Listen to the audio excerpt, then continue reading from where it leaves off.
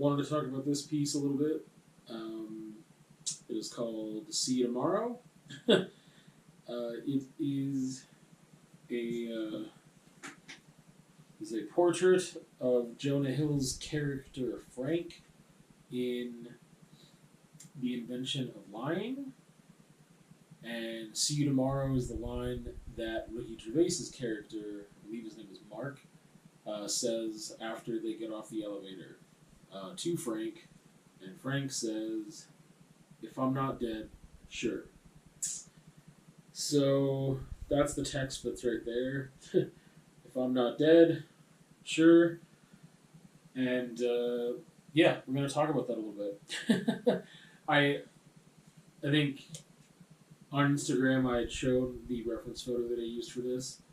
And without that reference photo or me telling you about, the scene it came from and stuff, without a reference point, I would say this gives me a vibe that is Robert Smith from The Cure and Leatherface. Just with the expression and the way that the face is depicted. So yeah, and I still like that about it. I'm just gonna bring it in a little bit closer here. But yeah, I still dig what's going on with it. Again, as we talked about before, I think that depicting the accuracy is one thing, depicting the feel that I'm going for is another, and using a face or a body as a vehicle for that emotion still works for me, so I still do it. Okay, it was done with used an acrylic wash for the background, and then some of the face here as well is more like acrylic wash, and then oil pastel for the clothing. Clothing is all oil pastel, the tie, the shirt, the jacket. And then this acrylic paint marker, I guess there were 4 different ones used for some of these outlines and facial features and hair. That's all acrylic paint marker. So that's what I used for it. And then I guess I spray painted the sides gold, but then there's this weird gross yellow thing on the side too. It's really hard to see. I don't even know if you catch the subtleties of that. Yeah, it just looks poorly done is actually what it looks like. That, well, on the one side it's better. Anyway, that yellow is kind of a translucent yellow that I just wanted to put on the gold. So, okay, now that we're through all that, I think the reason that I haven't talked about individual pieces that much frequently. They've been more about themes in pieces or just discussing my art making through, noticing a trend in a bunch of different pieces or something. But again, this I think is worth talking about a bit on its own. It's one of the my favorite ones that I've done in a while, and I think maybe that's because it's not me for once in a while. I think the last 3 to 5 maybe have been portraits of myself.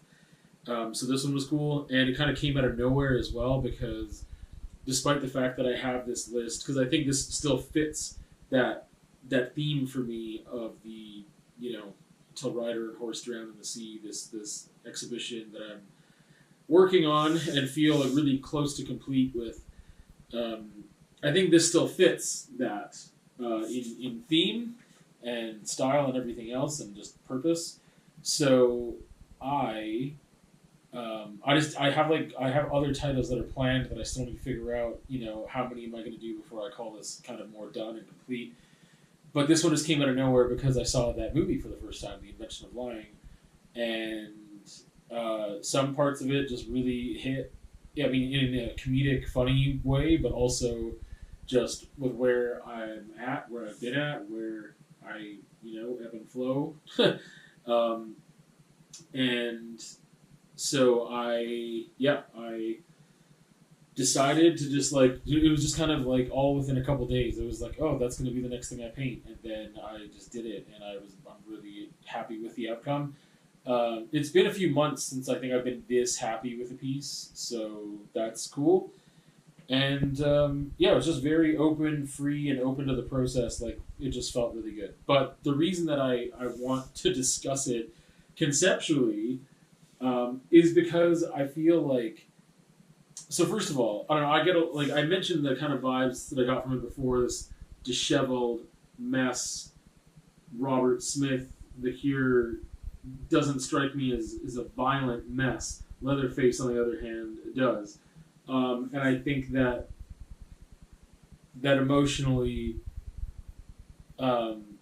this depicts. I just think like yeah, how this is delivered, I think really depicts the feelings that might have been going on in that scene, or in scenes that we didn't, or in things of Frank's life here that weren't represented in the movie at all. There were no scenes, of just his inner monologue wasn't really there, or just times where he's alone in his apartment or who knows what, thinking about how he's going to unalive himself later. I still have not gotten used to censoring myself in that aspect because I don't like doing it and I think it's ridiculous.